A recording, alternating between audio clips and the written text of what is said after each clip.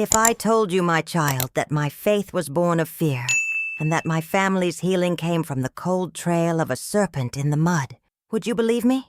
Well, sit right here, grab a steaming mug of chicory coffee. Yes, the dark kind, the way we drink it down south, and listen to me with a patient heart, because today I'm going to unburden a chest I've kept locked for over 40 years. My name is Nancy Mae Thompson, but the folks in these hills just call me Granny Nan.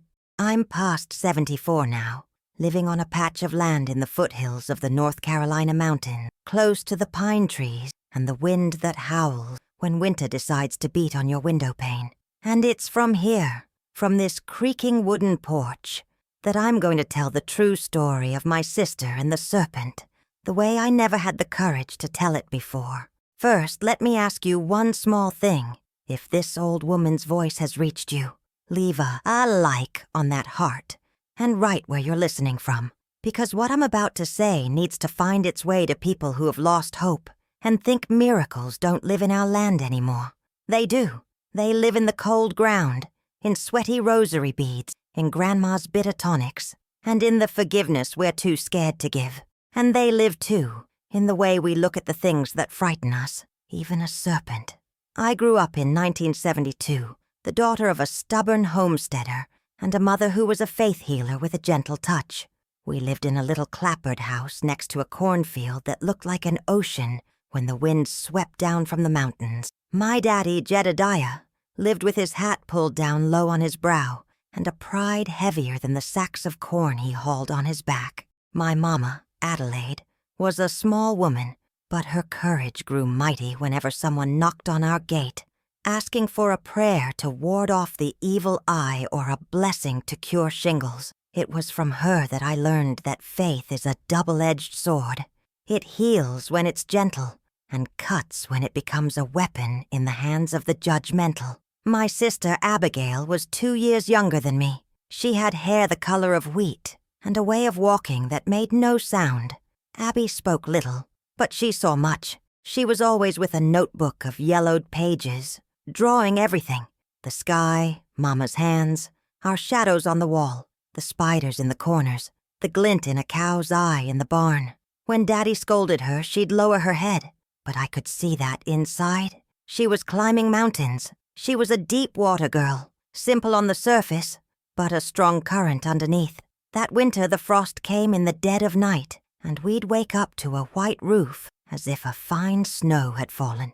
Abby and I shared a small room, and some nights we slept in our socks and wool caps that Mama knitted while listening to the radio dramas. Daddy didn't like the radio. He said it let the world in without asking permission. The world brings serpents in its suitcase, he'd grumble.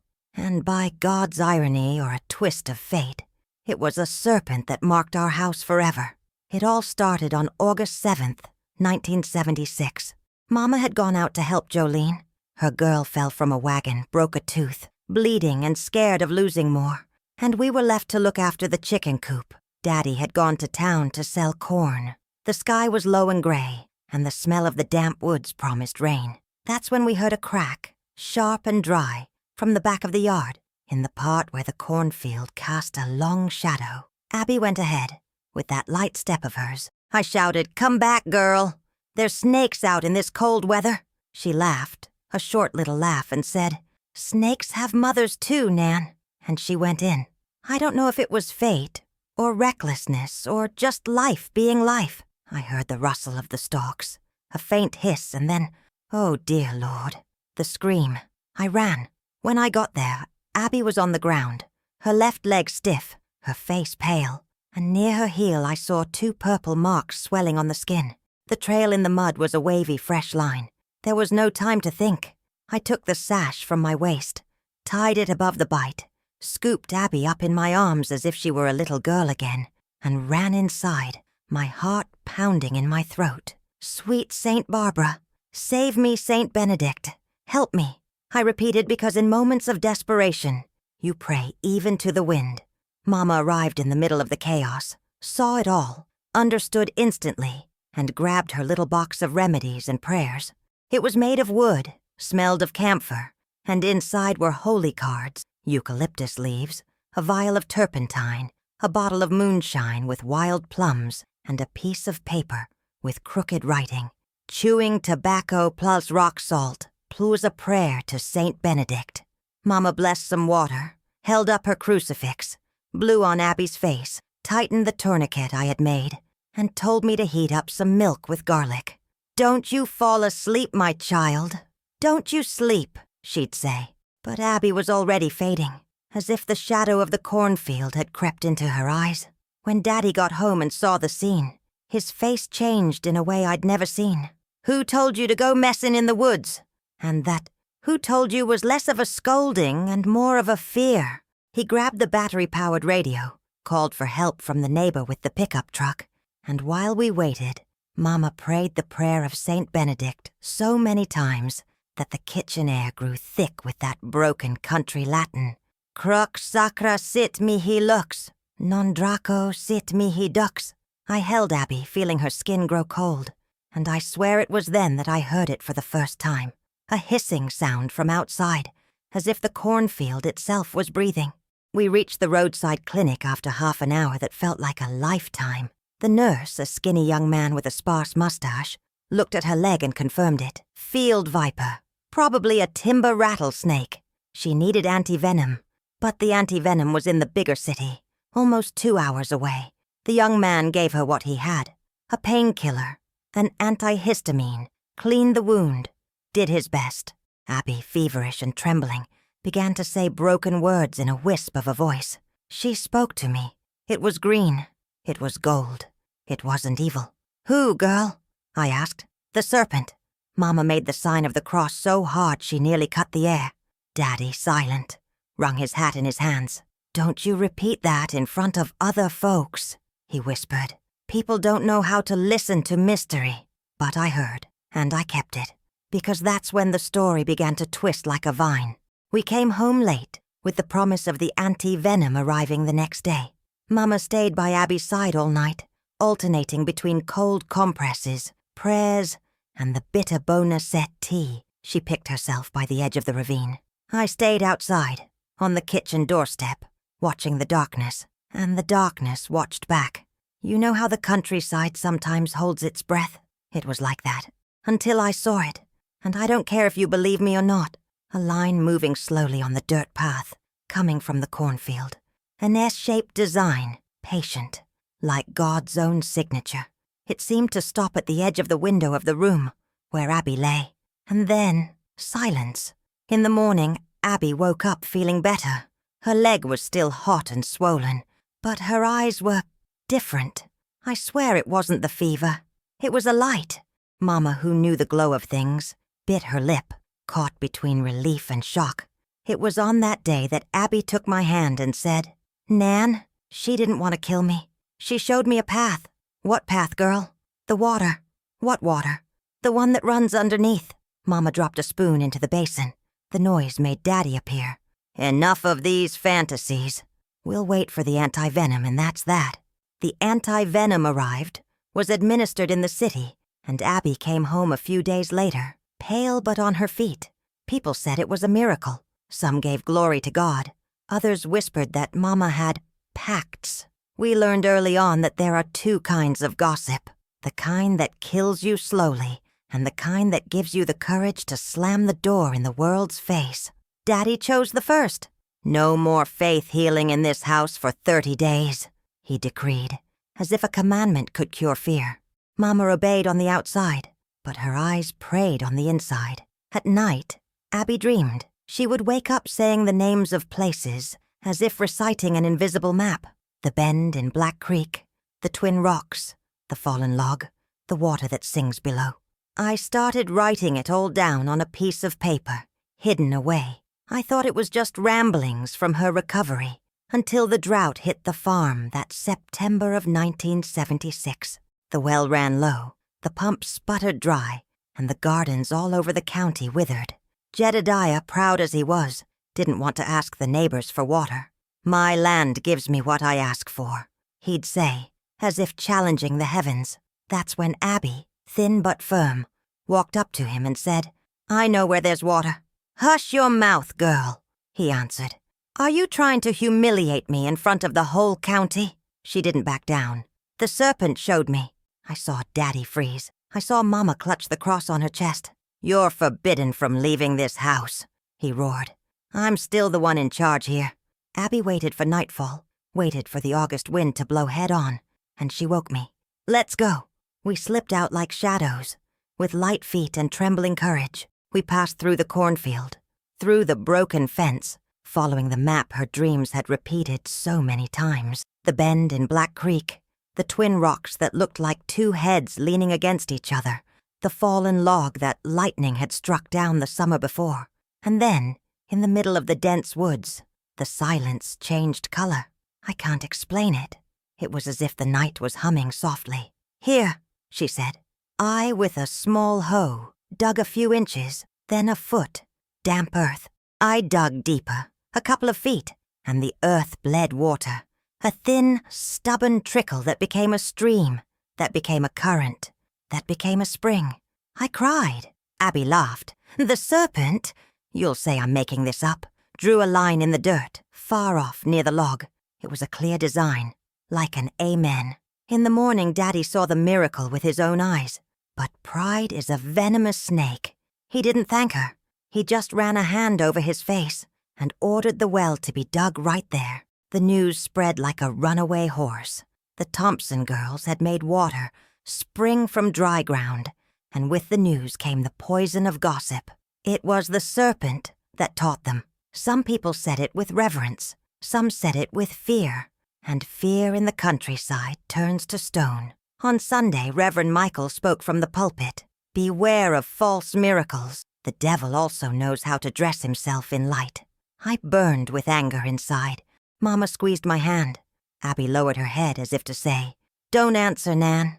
Time will answer for us. But time is slow, and people are in a hurry to judge." Days later, the sick began to arrive. First, a little girl with tick fever. Then a man with a wound that was hard to look at. They came because they heard our water, sung over by the rattlesnake, could cure what medicine couldn't. Mama yelled at them, "This ain't no miracle show. It's water and prayer. Go see a doctor." But the line grew, and in that line I saw something I'll never forget. Faith and desperation live in the same skin. It was in this brew of gratitude and superstition that the blow came, the way lightning strikes on a clear day. Daddy's money went missing, bill by bill, hidden in the old cornmeal tin. And who do you think the county pointed at? Abby. "The serpent demands payment," they whispered. Daddy didn't ask. He accused. And I, with my hot blood, raised my voice for the first time against that hard man I both loved and feared. "It was you." The words came out before I understood them. Daddy turned purple. "You show me some respect, Nancy May." And I, trembling, said, "It's not from the wallet that things go missing, it's from the soul. He who steals another's faith loses his own ground." That night, the house split in two, the women's room, silent, and the kitchen, where Daddy drank, staring at nothing, as if his pride were a broken mirror. In the middle of the night, the door slammed. Abby was gone. I ran out to the cornfield, and the cornfield answered me with the same faint hiss from August. I followed the trail, followed the whisper, and in the clearing by the spring, I found her on her knees, her hands submerged, her eyes open like two skies. "Nan." I saw it. "Saw what, girl?" "The snake of light. It rose from the depths, coiled around my arm and didn't bite me. It said, 'I am not your ruin. I am your remedy. The one who wounds you will ask you for healing.' It was there, in that piece of night that never ends inside me, that I understood our story wasn't about a bite that almost killed. It was about a chasm opened between what we fear and what we must find the courage to love. And that the first healing wasn't going to be for anyone in that line. It was going to be in our own house. I didn't know yet that the following Sunday would bring the first great turning point, the kind that either breaks you or saves you, when Reverend Michael would come down from the altar to drink from our water in secret, and when the truth about the missing money would show that the devil people feared didn't slither on the outside, but hid inside the decisions of the one who carried the Bible under his arm and pride in his chest. This much I'll tell you today. Just hold on to this. Not every serpent is from hell. Sometimes it's God passing by sideways to see if we'll make way for healing. And the one who throws the most stones is usually the one who can't bear to see water spring from where he swore there was only rock.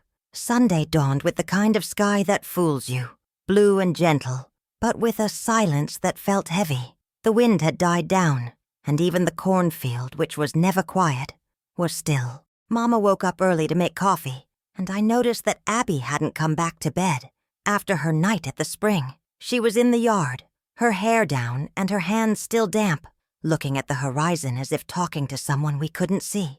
"Abby, Daddy will kill you if he sees you out there." She turned to me, her gaze not one of fear but of certainty. "He needs to see. Healing comes to the one who believes last." I didn't understand. No one would have. Shortly before 9, we could already hear the chapel bell from the village. Reverend Michael was about to hold service, and people had been gossiping since dawn that he'd been restless, talking to himself, dreaming too much about the Thompsons' well. Daddy, in a clean shirt and a hard face, put on his church-going jacket. He said it was to show that this family ain't got no packs. Mama followed him, silent, and Abby and I stayed behind. And that's when the first miracle twisted. 2 men arrived at the gate. One was Mr. Abernathy, the owner of the general store. The other, a stranger dressed like a missionary, with a cross hanging from his neck. They said they'd come to get water for the Reverend, to be blessed at the service. Mama looked at Abby, and Abby just replied, "Let them take it." The missionary filled his jug and peered into the well, fascinated.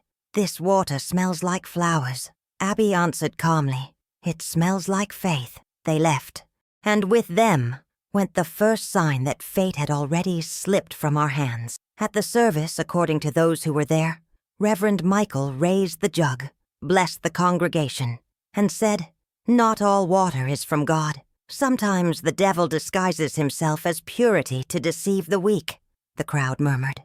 But when he touched his forehead with that water, he fell to his knees, trembling. They say his body grew hot and sweat poured from him, as if he had a fever. "It's a punishment!" someone shouted. But one woman, Dolores, swore. The Reverend looked to the heavens and whispered, "She is here."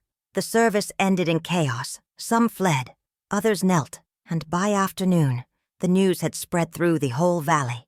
The Reverend had drunk from the Serpent's water and been seized by a vision. That night he appeared at our house, alone, without his clericals, with sunken eyes. Daddy stood at the gate, like a stone. "Reverend, you're not welcome here." The man didn't move. "I came to ask for forgiveness." Mama rushed to the living room. "Forgiveness for what, Reverend?" "For my words, for saying that evil lives here." "Evil doesn't live here, Mrs. Adelaide. It lives inside of us. I saw the light at the bottom of the well." Abby appeared at the door, serene. "You didn't see light, Reverend. You saw the truth." He knelt on the dirt. "Pray for me, child." "No, the one who needs to pray is you. The venom that bit me was the same venom you spread, and only those who drink their own fear understand what healing is." Daddy lunged forward, furious. "That's enough, Abby. Enough of this talk of snakes and miracles. You'll end up a legend for crazy folks." But the Reverend stood up and looked at him calmly. "Mr. Jedediah, you fear what you don't understand, and that's what's eating you alive." He left without another word. The moon was full, and the well shone as if it held a fire in its depths. The next morning the village woke to new tidings. The Reverend had disappeared. He'd left only a note in the vestry. "The water showed me what faith denied me. I am going to find what I have lost." The people panicked. Some said the Serpent had taken him, others that he had gone mad. Daddy locked up the house, forbade any visitors. But the evil had already entered, and it wasn't from the outside. That afternoon, our neighbor Mr. Abernathy came to accuse us. He said the tithe money had also vanished. Daddy turned pale. "Are you calling me a thief, man?" "I don't know who it is, but the Reverend said before he disappeared that the devil in disguise had a name." "And what name was that?" "Your daughter's." It was as if all the air had been sucked out of the house. Daddy looked at Abby, and his gaze wasn't of anger. It was of fear of believing what the people were saying. "Abby, Tell me it's a lie. What do you want me to say, Daddy? That I took the money? No, Faith took it, and she doesn't give back change. He raised his hand to strike her, but Mama caught it. If you lay a hand on her, Jedediah, your harvest will never grow again. Daddy wept, and the weeping of a stone man is something even the ground can hear. That night, Abby disappeared again. This time, I knew where to look. I ran to the well. The moon was high, and its reflection made the water seem alive. Abby was there, kneeling. Nan, the Reverend is here. Here where? At the bottom. He didn't drown. He dove. He said he needed to find the light. You're delirious, Abby. Come back to the house. But she just pointed to the water. Look. I looked. And I saw. I swear on all that is holy. I saw a shadow in the water. Not a body, not a reflection. It was a figure rising slowly, as if breathing. And then, a snake of light, golden, skimmed the surface and vanished among the stones. Abby laughed and cried at the same time. She's back. The circle is complete. That night it rained for the first time in months. A gentle but steady rain that lasted 3 days. And with the rain came changes. The well filled, the corn grew again, and people started coming to us, not to ask, but to give thanks. Mama, her heart torn, welcomed them and prayed. Daddy never left his room again. One day he called for me. Nancy May, daughter, does your sister speak with God? I didn't know how to answer. But what I did know was that, since that venom, her faith healed and wounded all at once. And that's when the true miracle, or punishment, happened. A woman named Teresa from up the holler, who suffered from a terrible illness, came to ask to drink the water. Abby warned her, "It's not the water that heals, it's forgiveness." But Teresa insisted. She drank. Days later, her husband, a violent man known for his cruelty, was found dead, bitten by a snake, on the path to their home. And the people, as always, found the easiest explanation. It was Abby's serpent that brought justice. The Reverend never returned. The well never ran dry again. And my sister's name became both a blessing and a curse. But the story doesn't end there. Years later, when I was a grown woman, the truth came to light. And it was far harder than the bite of any snake. The stolen money, the Reverend's disappearance, the connection between the venom and the faith, it was all tied together by the same hidden thread. A thread that connected our souls to a secret buried beneath the well. I'm going to tell you what Daddy confessed on his deathbed, and why, when he asked for forgiveness, the southern wind blew warm for the first time. But before that, remember this, the serpent was never the evil. The evil was the fear of believing that good can also be terrifying. It's been a long time since the southern winter has scared me, but that year was different. The wind seemed to want to tear the roof off the house, and the cold, instead of just hurting the body, ached in the soul. It was 1980 by then, and since Reverend Michael's disappearance, Abby's well had become half miracle, half curse. People came from far away with bottles, pieces of cloth, promises, and when someone got well, it was thanks to the girl of the well. But when someone died, they'd say the water had a snake's temper. The faith of the people is like fire on dry grass. It catches easily but changes direction with the wind. Abby was a grown woman by then, beautiful, calm, with eyes that seemed to see right inside you. She never wanted to marry, never wanted to leave that place. "My mission is to stay where the water sings," she would say. Daddy, growing more silent by the day, drank in secret. The weight of what had happened was eating him from the inside out. I took care of Mama, who aged quickly, and tried to keep the house standing, but every night brought a new sound from the well. Sometimes it sounded like rising water, sometimes like people praying, until one August dawn, Daddy called me to his room. "Nancy May." His voice was weak, filled with weariness. "Close the door, child. The cold gets in along with the sins." I sat on the edge of the bed. The light from the kerosene lamp flickered, and his face seemed made of shadows. "Your sister, the water, all of this was my fault." My heart jumped into my throat. "Fault for what, Daddy?" He took a deep breath, the air rattling in his lungs as if dragging stones. "The Reverend. That man didn't disappear. He died here. I buried him under the well. The world spun. The room shrank. I felt the floor drop out from under my feet. What? Daddy, you're delirious. No, child. It was at night, after he came here to ask for forgiveness. I saw him leaning against the edge of the well, crying, talking to himself. He said he needed to dive in to find the light. I tried to stop him. He turned on me, called me blind, said the water was a mirror of my sin, and I pushed him. It was without thinking. I just heard the sound of the water closing over. I tried to pull him out, but the serpent, she appeared. The serpent? He closed his eyes. It wasn't an ordinary creature. It glowed. It had the shape of fire. It circled his body and disappeared into the depths. When day broke, the well was calm. And Abby, your sister, came and looked at me with those eyes. She knew. The silence in the room was heavier than sin. She knew, Nancy May, and she never told me. She just said, "The evil you threw into the water will drink you up, little by little." He coughed, his body trembling. That night, that's when she started to change. She never slept right again after that. She carried the weight of my mistake without saying a word. She even protected the murderer, who was her own father. I felt the tears run down my face. Daddy, why didn't you tell anyone? Because no one would have believed it. And because what haunted me wasn't the Reverend's death. It was the look in your sister's eyes. It was as if she had seen God and compared me to him. And I, child, was nothing more than mud.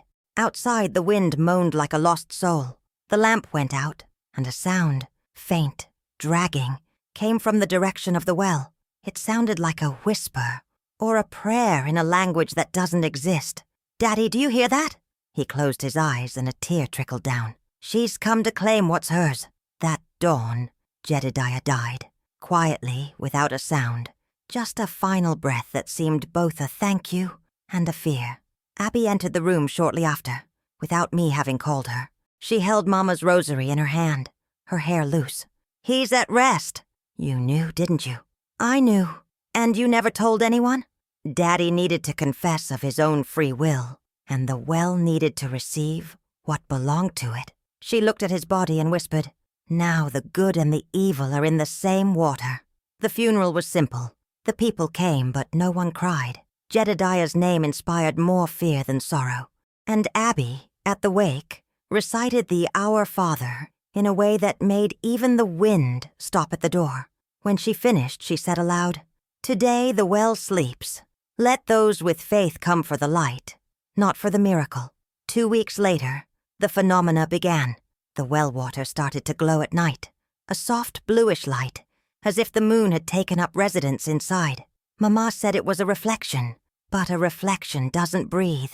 The cattle that drank from that water had their wounds healed. The plants grew twice as green, and the people returned, once again, believing. One day, a man from the city arrived, a doctor from Raleigh, with a clipboard and a lab coat. He said he wanted to analyze the water. Abby allowed it, but on one condition. "If you don't understand what you find, sir, don't laugh." He took samples, studied them, and returned weeks later with a pale face. "There's no explanation. This water has properties that are not found in any other well in the state. And there's a type of phosphorus that glows on contact with the air, but there's no reason for it to be there." Abby smiled. "Sometimes reason doesn't belong to man. It belongs to faith. But time, my dear, charges a high price when the truth stays buried." One night I went to the well to fetch water. The moon was new, the world was dark, and only the sound of crickets broke the silence. When I lowered the bucket, I heard the rope stretch and a breath coming from the depths, a warm breath, smelling of earth and something that sent a chill down to my bones.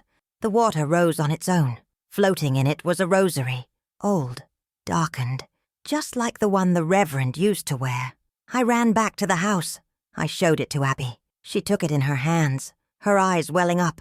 "It's the sign. The well wants to give back what it swallowed." "What are you going to do?" "I'm going down." "Are you crazy? You'll kill yourself." "You don't go down to die, Nan. You go down to retrieve what was trapped." And that night, Abby descended into the well. She tied a thick rope, secured it around her waist, blessed herself, and looked at me. "If the light goes out, pull. Abby, don't do this. The healing has to be complete." The lantern flickered. I held the rope, my heart leaping. She went down, disappearing slowly. The sound of the water mixed with the sound of my weeping. And then, silence. Suddenly a flash of light shot up from the well, strong blue and gold, like a dawn inside the earth. The rope went slack. I let go. The light lasted only seconds, but it burned inside me like an eternity. When it ended, the well was quiet. The rope floated, and Abby did not return. The people came running. The men helped lower lanterns, but they found nothing. No body, no clothes, no sign. Only water. Clear, serene, and the Reverend's rosary, now floating on the surface, new and gleaming. Mama knelt and cried out. She gave herself to wash away her father's blood, and the people, who had once called Abby cursed, began to pray her name as if she were a saint. And that's how the legend of the Maiden of the Well of Light was born. They say that ever since that night, whoever approaches and prays with a true heart sees a white figure with long hair reflected in the water. They say that snakes no longer enter the Thompsons' farm.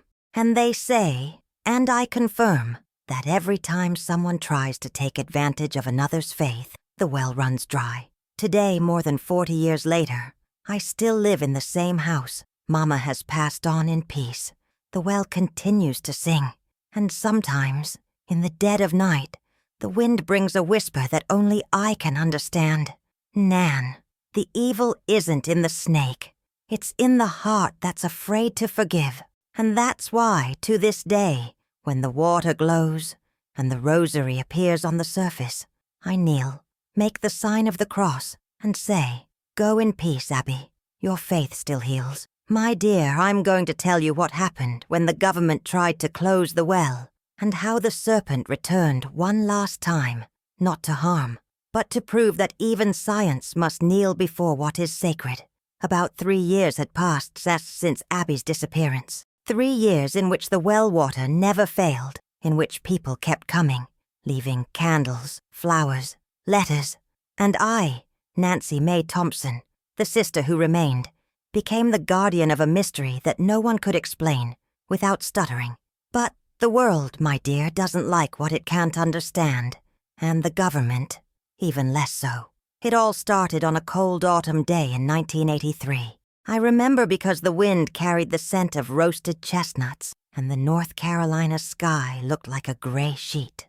I was sweeping the yard when I saw dust rising on the road. It was a white pickup truck, with the state seal painted on the door. 3 men got out, one in a suit, another in a lab coat, and the third in a leather hat, with the look of someone who gives orders, not asks. The first one introduced himself. "I'm Engineer Peterson, from the Department of Water Resources. We've come to investigate irregularities in the use of the well." Irregularities? That word sounded like a curse in my ear. "There are no irregularities here, mister. Just water and faith." He laughed condescendingly. "That's precisely the issue. There are people saying this water heals, and the government cannot allow fanaticism." Fanaticism. That's what the educated men called what the people called a miracle. Mama, now old and with trembling hands, came out onto the porch with her rosary around her neck. "If you've come to take the water, sir, you'd better speak directly with God, since he's the one who opened it." The engineer sighed patiently. "Ma'am, no one is taking water from God. We just want to study the well. There could be gas, contamination, or some other phenomenon. I knew what he wasn't saying. Superstition. 2 days later, they arrived with machinery. They cordoned off the well, put up fences, and began to take samples, measure the depth, film. The noise was infernal. With every hammer blow, it felt like the heart of the earth was complaining. The people from the village came in a procession, outraged. Old women with rosaries, children with flowers, men in hats wiping sweat from their brows, all shouting, "Leave the maiden's water in peace. You're going to wake what sleeps." But the government men didn't listen. Science doesn't listen to prayers. On the 3rd night, it happened. I couldn't sleep. The sound of the machines echoed even after they stopped. Suddenly, the wind died, and the silence became a living thing. I felt a chill run up my spine. Outside, the floodlights flickered. One went out, then another. I ran outside. Engineer Peterson was there, a flashlight in his hand, yelling at his assistants. "Stay calm! It must be a generator failure." But I saw it before he did. There, at the edge of the well, the water was glowing, brighter than ever, a vibrant, pulsating bluish light, and within the glow, a shadow was moving. "Get back!" I shouted, but it was too late. One of the workers, curious, approached to look inside. The moment he leaned over, a loud hiss cut through the air. A serpent, thick and golden, shot out of the well like a lightning bolt. The man screamed, falling backward. It didn't bite him. It just passed over him, leaving a luminous mark on the ground that slowly faded, like a cold ember. The engineer turned pale. "That's impossible! Impossible!" And I replied without fear. "What's impossible is trying to measure what is divine, Doctor." The next morning, the government retreated. The machines were taken away. The report left inconclusive.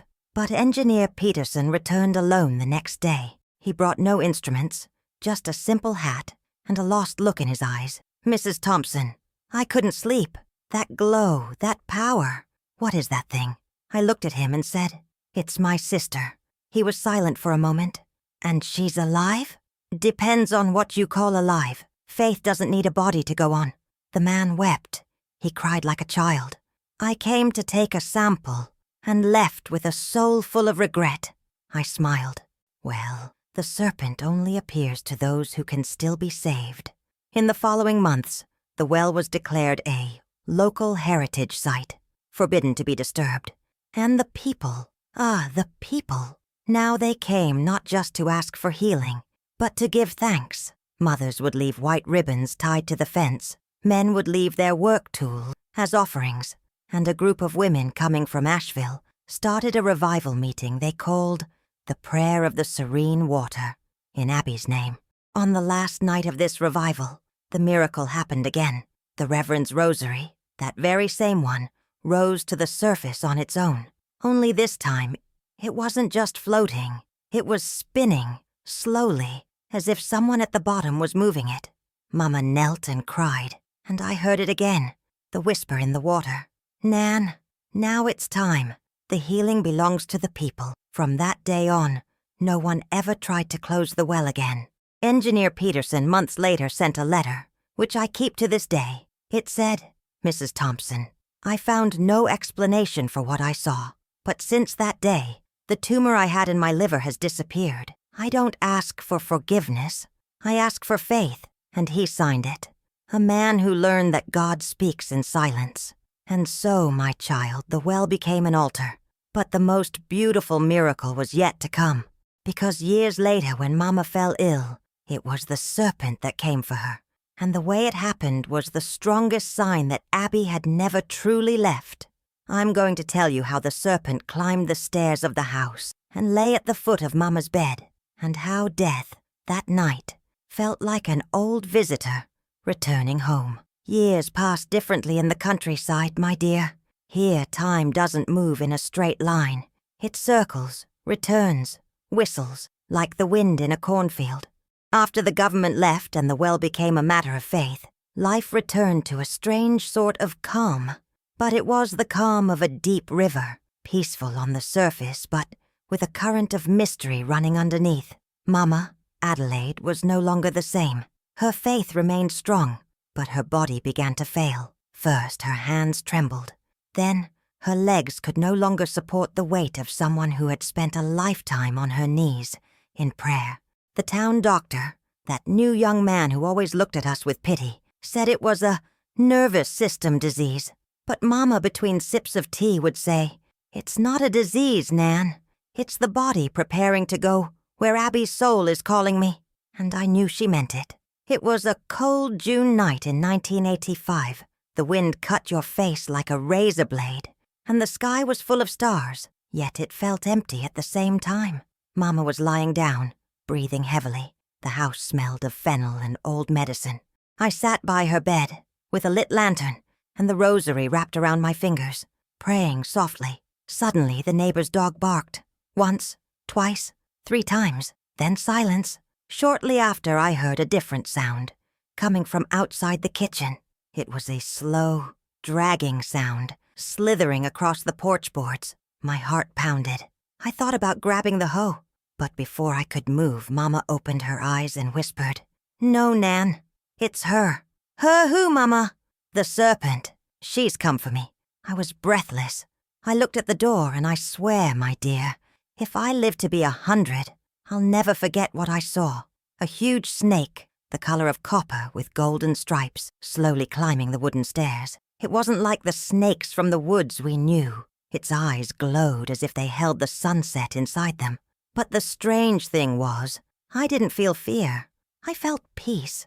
It slithered to the bed, stopped at Adelaide's feet, and remained there, motionless. The lantern swayed, and the reflection made it seem as if the creature was breathing in time with my mother.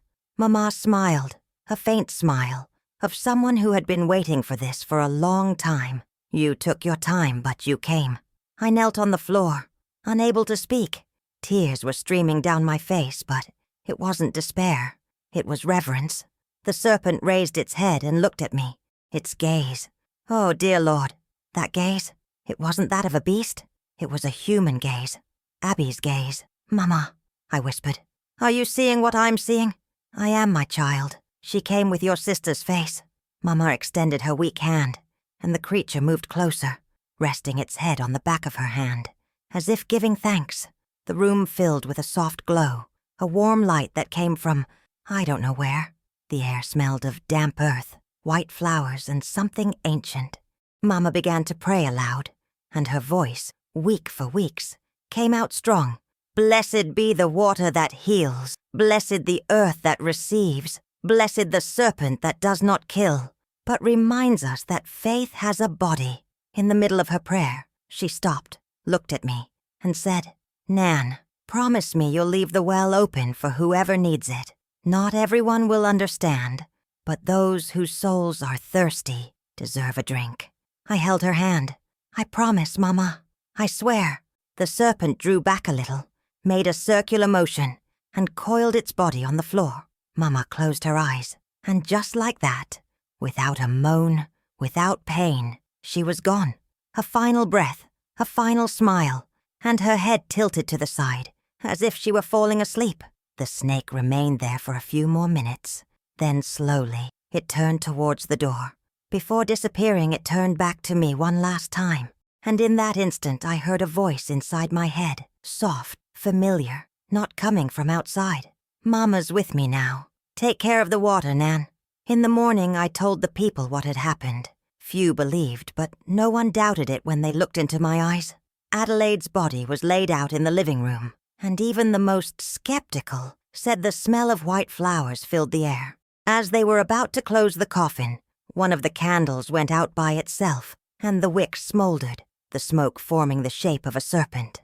The new parish priest came to give the last rites, but before he began, he pulled me aside. "Nancy May, what you saw, are you sure it wasn't the work of the devil?" I looked him straight in the eye. "Reverend, the devil takes away peace. That snake brought peace to my mother. Are you still going to tell me that God doesn't send help in different forms?" He lowered his head, ashamed, and at the end of the service, that same priest said to the community, "There are mysteries we were not meant to own, but to witness." In the following days, it rained gently, without stopping. The well overflowed, and the water ran through the yard, washing everything clean. The chickens slept quietly, the dog didn't bark, and the house seemed to breathe. I felt Mama there, and I felt Abby too, the two of them together, watching over what was left of our family line. And it was around this time that the pilgrimage of the sick began. People came from far away, from towns I didn't even know the names of, to ask for a blessing from the family of the serpent.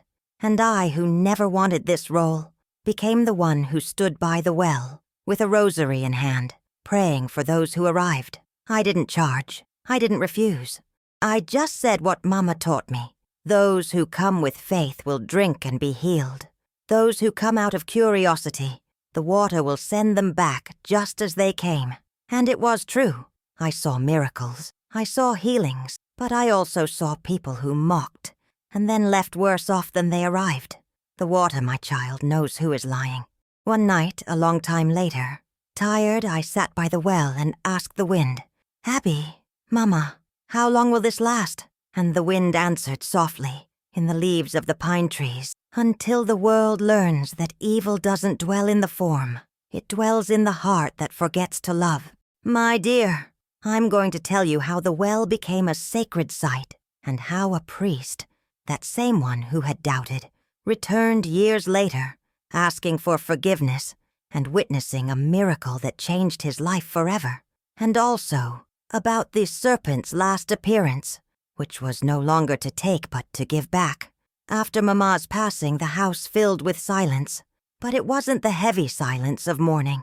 It was a silence of rest, as if the walls were breathing slowly, holding within them the sound of ancient prayers. I remained there, taking care of the well, receiving the people, and writing down in a notebook the stories of those who came and left, changed. Over time, the place became a destination for promises. People came from afar, lit candles, left ribbons, handkerchiefs, pieces of cloth with the embroidered names of those who needed healing. That's when the priest returned. The same priest who, long ago, had doubted my mother and asked if what I had seen was the work of the devil. He arrived without warning on a gray afternoon in 1992. He got out of his truck with his hat in his hands, a short cassock, an older face, and teary eyes. "Mrs. Thompson, I came to ask for forgiveness. You owe me nothing, Reverend. Those who judge with fear learn more slowly," he sighed. "No, I was wrong about true faith. I came to ask for a blessing at the well. My daughter is sick. The doctors have given up. And you know, when science falls silent, the soul cries out." I led him to the edge of the water. The well was quiet. The reflection of the sky looked like glass, and the wind smelled of damp earth. The priest knelt, said an Our Father, and then looked at me. "May I touch it?" "Faith doesn't need permission, Reverend, but go with respect." He plunged his hands into the water. The touch created gentle ripples, and for a moment, the blue glow I already knew lit up from the depths. The priest looked up, startled. "Is she still here?" "She never left." The man wept, his body trembling. He took a little of the water in a small flask and held it to his chest. "I promise never to doubt again." 3 months later, I received a letter from him. It said, "My daughter is walking again. The doctors can't explain it. She says she dreamed of a young woman in a white dress with a golden serpent by her side, who said, 'Now you can run again.' Mrs. Thompson, I thank you for what I do not understand. May God keep your home." I kept the letter with the others in Mama's old blue notebook, and it was around that time that I began to notice something different. The well changed according to the people. For some, the water was cold and light. For others, warm and thick, as if to say, "It's not time yet." And sometimes at night I would see a circle of light above it, as if the sky had lit a private candle for Abby and Mama. But the miracle I will never forget happened on a stormy day. The wind came down from the mountains, the thunder shook the ground, and the sky looked like pure rage. The well overflowed, the water rose and rose, as if it wanted to escape. I ran to tie down the bucket, but the force was so great that the knot came undone and the chain broke. It was then that I saw, and by all that is holy, I swear it is true, the golden serpent emerged from the well, large, luminous, coiling upon itself. But this time, it was carrying something in its mouth, a folded white cloth, which fell at my feet as it rose. I stood motionless, my heart racing. It looked at me, made that low sound, half song, half wind, and then slid back into the water, unhurriedly, like someone delivering a message and departing. I picked up the cloth.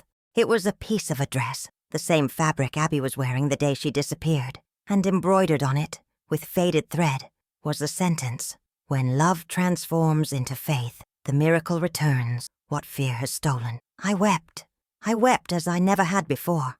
It was as if Abby had returned just to say, The mission is over, sister. The news spread. The people came to see the cloth. The priest brought the bishop, and the bishop brought the press. But none of them could capture the serpent's light on film. The cameras would freeze, the sound would fail, and the image would turn into a blur. Faith, my dear, cannot be trapped by a machine's lens. The bishop, a wise man, simply said, "Leave this place in peace. There are things the church cannot explain, but also does not deny." And so it was done. The well became a simple sanctuary, without walls, without gold, without an altar, just stone, water, and prayer. And since then, every August 7th, the day of the bite, the day of the death, the day of the miracle, the people come to light candles and give thanks. Some say they saw the light. Others swear they felt a gentle, warm presence, like an embrace. I believe them all. Today, after so many years, when the southern cold bites and the wind begins to sing, I sit by the edge of the well and listen. And from time to time I hear two sounds mixed together, the hiss of a snake and the laugh of a young girl. And I know it's them, Abby and Mama, reminding me that faith, when it is true, never ends. It just changes form. But this story still has an ending that few know, because decades later, when the new times came, internet, growing cities, skeptical people, they wanted to turn the well into a tourist attraction. And that's when the Serpent appeared for the last time, to show that the sacred is not for sale. My dear, I'm going to tell you how a businessman's ambition brought tragedy to the village, and how, in the midst of the destruction, the miracle was renewed, proving that God still chooses the humble to guard what is his. When faith becomes news, my dear, the danger doesn't come from the devil. It comes from men who think they can bottle God and sell him at a discount. It was the late 90s, and the whole country seemed to want to run faster than time itself. The roads came. Telephones started ringing in places where only the wind used to pass, and our small village became a dot on the map because of the Maiden's Well and the Serpent. At first, it was beautiful to see people coming with sincere faith, entire families kneeling, children laughing, with flowers in their hands, people sleeping on the roadside just to pray in the morning. But soon, others came, those who count blessings in cash. The first was a businessman from Atlanta, a Mr. Montgomery's Monty Blackwood, a man with a smooth talk and the smile of a disguised snake. He arrived in an expensive suit and shoes, with a large crucifix hanging from his neck, as if he wanted to buy God's trust on the spot. "Mrs. Thompson," he said, "you're guarding a treasure and you don't even realize it. Let's do this right. Bring in people, build a chapel, sell little bottles, souvenirs, make the well profitable." Profitable? That word hurt my ears like a hammer hitting a cross. "Mister," I replied, "the well isn't mine, and what belongs to God is not for sale." He laughed, adjusting his jacket. "Everything is for sale, ma'am. You just have to find the price." "Well, the price here is that of the soul, and you don't have the change for that." He left angry, but he didn't give up. A few months later, the rumors began. Machines were coming. They were going to build a new road, make a parking lot, fence off the well, for protection. But I knew the smell of a lie. It was mixed with expensive cologne and political promises. No one protects what they want to possess. One afternoon in April, the trucks arrived. The men started cutting down the trees around, the same pines that had guarded the well since Abby's time. The people protested. The priest intervened, but Blackwood showed a piece of paper and said, "We have authorization from the state. It's for the good of everyone." The wind was still, the sky heavy, and the air strange. Even the birds fell silent. On the third day of the work, it happened. One of the workers, a young man, climbed onto the edge of the well to measure its depth. I saw it from a distance and shouted, "Get down from there, boy! Don't mess with what you don't understand." He laughed mockingly. "I'm measuring faith, ma'am. Let's see how deep it goes." Before his laughter could finish, the ground trembled. The machines stopped, their engines choking.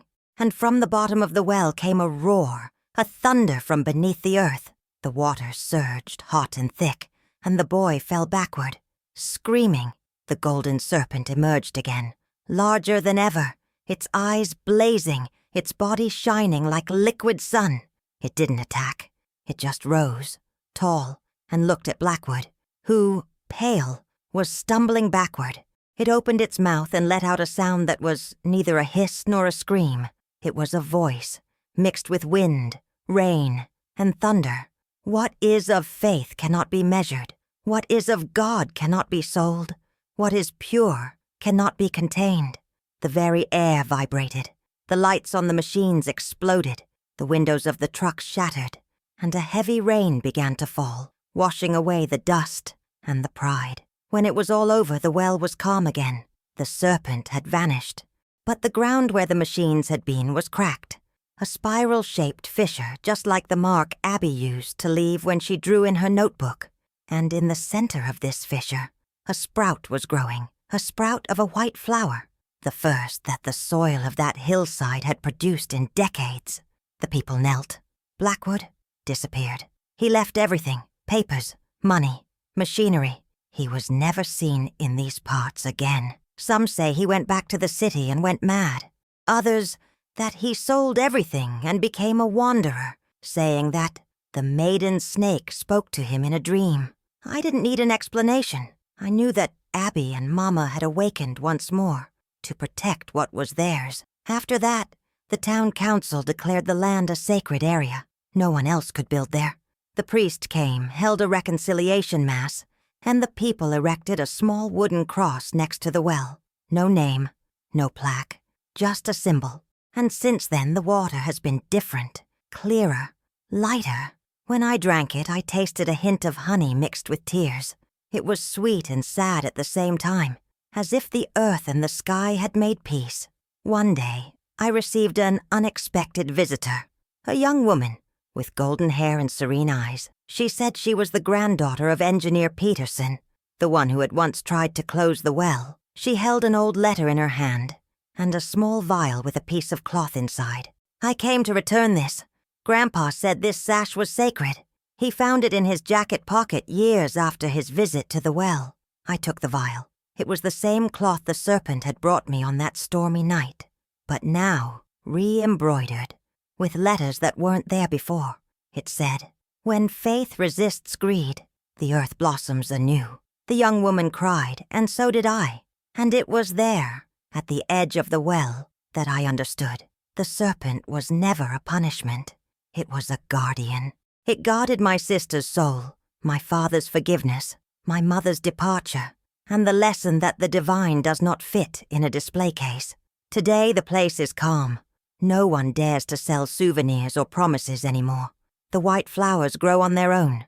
The wind sings a different song, and the faithful who come here bring only silence and a clean heart. Sometimes at dusk, a golden shadow moves at the bottom of the water, and I smile, because I know it's her, the serpent, my sister, and my faith, all in one body. But the end has not yet come.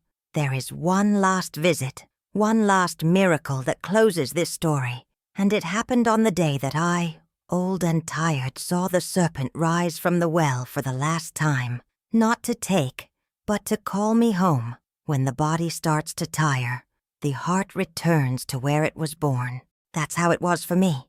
Nancy Mae Thompson, guardian of the well and of the secrets that God did not want man to explain. It was the year 2005. The world was moving fast, full of noise, and I was walking slowly, with a cane, listening to time through the ears of the wind. The village had grown, but my little house remained the same smell of firewood, the same walls that creaked on cold nights, the same well as always, serene, faithful, breathing the mystery it had created. People still came, but with less urgency. The old ones prayed, the young ones took pictures, and the children threw pebbles, trying to make the reflection dance. I didn't talk much anymore. I just observed. Those who saw my eyes said they looked like two pieces of sky holding too much history. But that winter of 2005, something changed in the air. The wind stopped singing. The animals grew restless, and the well, which always glowed, began to look dull, as if it were holding its breath. I felt that the time for my own crossing was near. One night I sat on the porch with Mama's rosary and spoke to myself. "Abby, If you're still there, come and get me. I don't want to go alone." It didn't take long. A light, cold wind blew, and a sweet scent of white flowers filled the house. I got up slowly, each step an ache, and went to the well. The moonlight was strong, the sky clear, and the water still, too still, so still it looked like a mirror. I rested my hands on the edge and looked in, and then I saw my face merge with another, hers, Abby, smiling. The same smile I saw when she was a girl and used to steal guavas from the orchard. I closed my eyes and heard, "Nan, it's time." The water began to move, slowly, first in circles, then in waves, and in the center, a light rose. It wasn't the gleam of a lantern or the reflection of the moon. It was a living, golden, pulsating light. From it, the serpent emerged. But this time, it didn't shine as before. It shone from within, as if it were made of soul. Its body was translucent, its eyes serene, and its voice was half wind, half memory. "You don't need to be afraid, Nancy May. The house remains, but your work is done." I knelt. The tears ran hot and my heart beat slowly, in no hurry to go on. "And the people, my sister, and the well?" "The people will remember. And the well will sing on its own. Faith doesn't need a guardian. It needs an example." It approached, its body brushing against the edge of the well. I touched it with my hand. It was warm, alive, like flesh and light at the same time. I felt my blood warm up, and the coldness in my body faded away. Suddenly, I saw everything. My father's face, crying in bed before he died. Mama smiling with the serpent at her feet. Abby as a child, running through the cornfield. The priest on his knees. The rain falling on the fleeing businessman. The white flower sprouting from the cracked earth. All at once, all within the light. "You see, Nan, the evil was only the fear, and fear, when it understands, turns into forgiveness." Her voice seemed to sing inside my head. And the most beautiful thing was that, in that instant, I felt no more weight, not of the body, nor of the soul. It was as if gravity itself had surrendered. The serpent raised its body, looking me in the eyes, and for the first time, I understood. It wasn't an animal. It never was. It was the form that love chose to remain on earth when it no longer fit in heaven. I walked to the edge of the well. The reflection showed 3 women, me, Abby, and Mama, holding hands. Behind us, the whole field was illuminated. The wind began to sing. That same ancient sound, the same one I heard as a girl in the cornfield. Before the bite, the serpent spoke one last time. "True faith does not die. It just moves to a new home. And yours already has a dwelling place."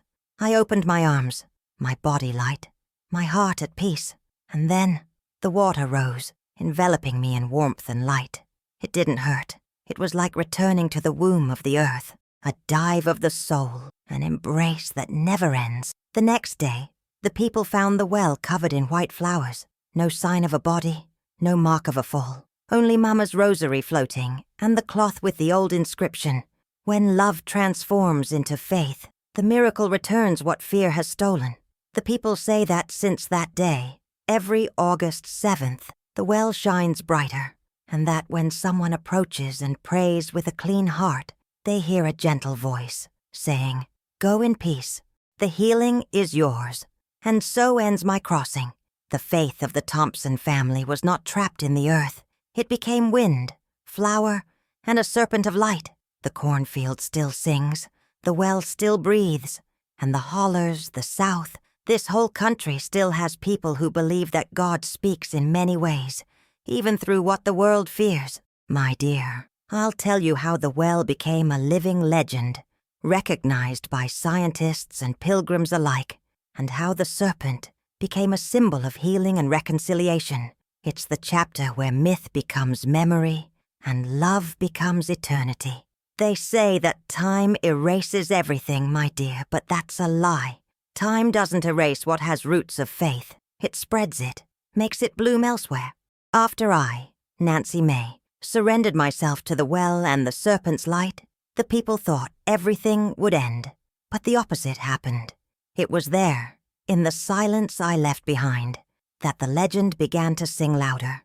The well became a destination, for promises, for healing, and for repentance. The pilgrimages grew, but now no one came out of curiosity. They came out of a need of the soul. And the incredible thing is that, even with no one taking care of it, the water never got dirty, never ran low, never stopped glowing. It was as if the well itself was breathing. And when the wind blew, the white flowers from the hillside would fall into the water, floating slowly, forming what the people began to call the Maiden's Crown. The scientists did return, yes. They came from universities with machines and questions. They wanted to understand the light, the warmth of the water, the strange magnetism that made compasses spin when they got close. They installed sensors, cameras, meters, but no image ever lasted. The files would disappear. The recordings would be erased. The batteries would drain for no reason. One of the scientists, a Dr. Samuel Hayes, a serious man of dubious faith, ended up changing his mind. In the official report, he wrote, "There is no chemical or physical explanation for the phenomena at the Maiden's Well. There is, however, an undeniable sense of presence. The energy there is not measurable, but it is felt." After that, he left his career and became a healer, traveling the country. He would tell anyone who asked, "Science taught me the names of things, but it was faith that taught me to respect them."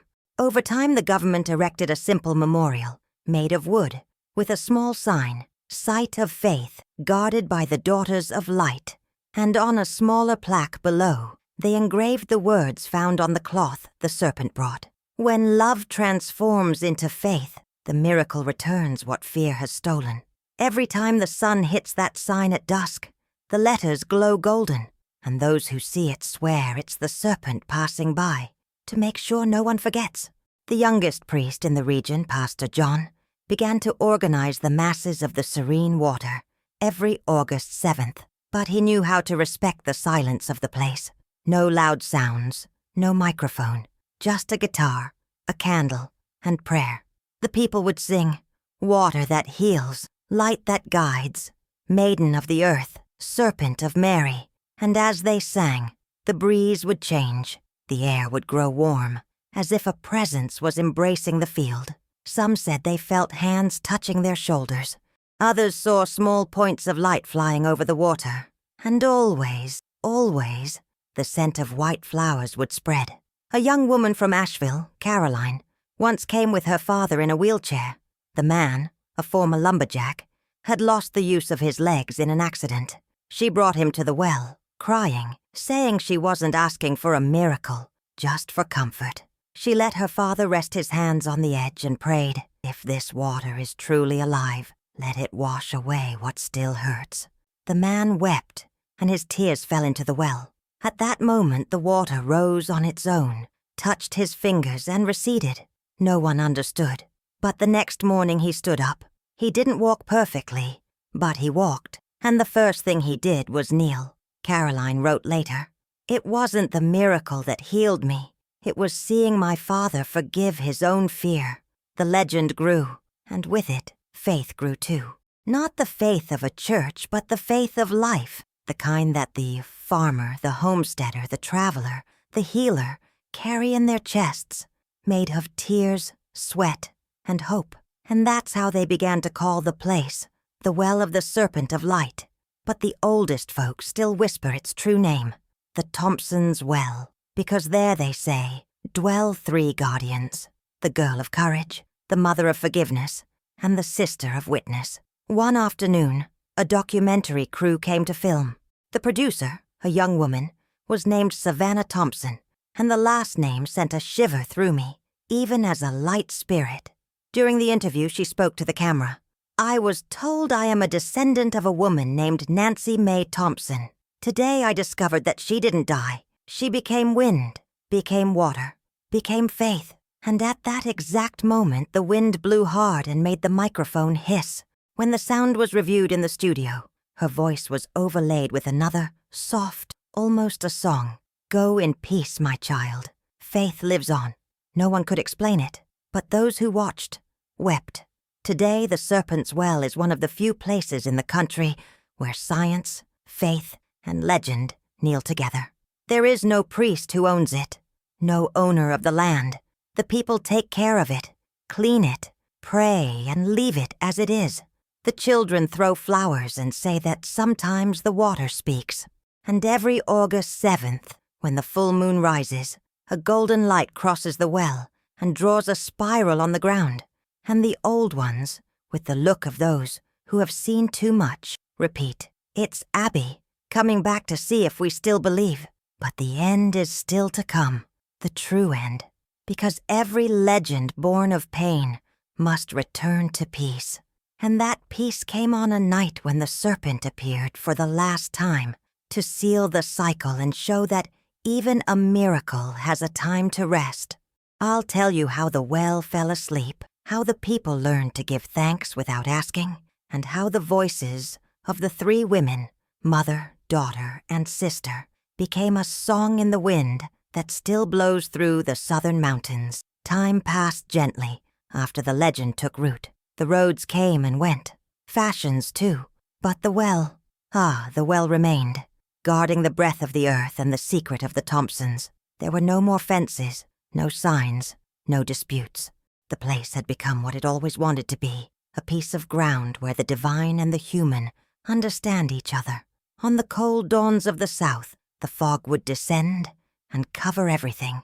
Those who passed on the road saw only the silhouette of the cross and the flickering lights of the lit candles left by anonymous hands. The older folks said it was the sky's way of letting them know the guardians were awake. The young people, with their phones in hand, tried to film, and it always failed. The image would freeze, the audio would disappear, and in its place was only the sound of the wind, a wind that whispered names: Abby, Adelaide, Nancy May. In the early 2010s, Faith acquired a new name. Professors, doctors, reporters came, all wanting to document the phenomenon. But a curious thing would happen. The more they tried to study, the less the well responded. The water would stand still, the light would vanish, and the air would feel heavy. When they left, the glow would return, gentle, as if to say, "This place is not for proving, it's for feeling." It was around that time that the people understood. The miracle didn't want an audience. It wanted silence, so they stopped coming in crowds.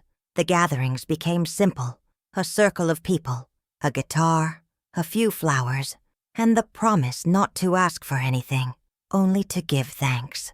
And that's when the greatest miracle of all happened, the miracle of peace. On the night of August 7th, 2017, 41 years after Abby's bite, the mountain wind was icy, and the sky seemed to be stitched with stars. Pastor John, his hair now white, led the prayer, and the people around the well-held candles. Everything was peaceful, until the air changed. A sudden warmth came from the ground, and the water began to glow. But this time no serpent rose, no voice, no wind. Only 3 circles of light appeared on the surface, intertwining slowly, like 3 hands holding. The candles did not go out. The people knelt, and from the bottom of the water came a sound that was not a song, nor a prayer, nor a hiss. It was a mixture of everything. Running water, a woman laughing, the wind sighing, a sound of life. The pastor understood first. He raised his hands and said, "There is no more fear. The 3 have returned to rest." The next morning when the sun came up, the well was different.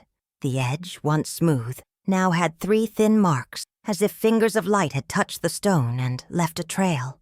And right in the center of the water, a single flower floated, white, with a golden center, the same one that had sprouted the day the businessmen tried to buy the people's faith. The people called that flower the flower of forgiveness. Since then, every August 7th, one just like it is born. No one plants it, no one picks it. It appears on its own, floats for a day, and disappears when the sun sets. The memorial was redone. Now, besides the wooden cross, there is a small iron plaque with no gold, no shine, with the words, "Here rest the 3 guardians of faith." They proved that love is the purest form of healing. And below, a phrase that the wind insists on repeating to those who arrive with an open heart. Not every serpent is a curse.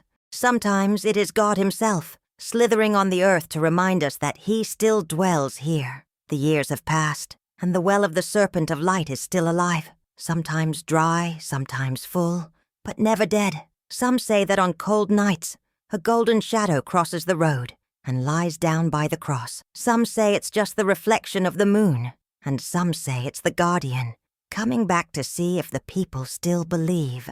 The most beautiful thing is that no one argues. Everyone believes in their own way, and that is enough. Now, the one telling this story is me, Nancy May, but in the form of a memory. I no longer have a body, nor age, nor fear, only the duty to keep alive the lesson that cost blood, tears, and faith. Healing is forgiveness. Forgiveness is love, and love is the only serpent that does not bite. It only awakens what sleeps inside us. The wind blows, the flowers sway, and the water sings. Those who listen, understand. Those who feel, never forget. And so, between the murmur of the earth and the whisper of the sky, ends the true story of my sister and the serpent, not as a death, but as a rebirth, because, in the end, every miracle begins when we stop being afraid of what is different. The Thompsons' Well continues to be a legend and a place of faith. The names of Abby, Adelaide, and Nancy May live on in prayers, in studies, and in the wind that crosses the mountains. The serpent, a symbol of healing and transformation, is no longer feared, but is revered as a sign of love conquering fear.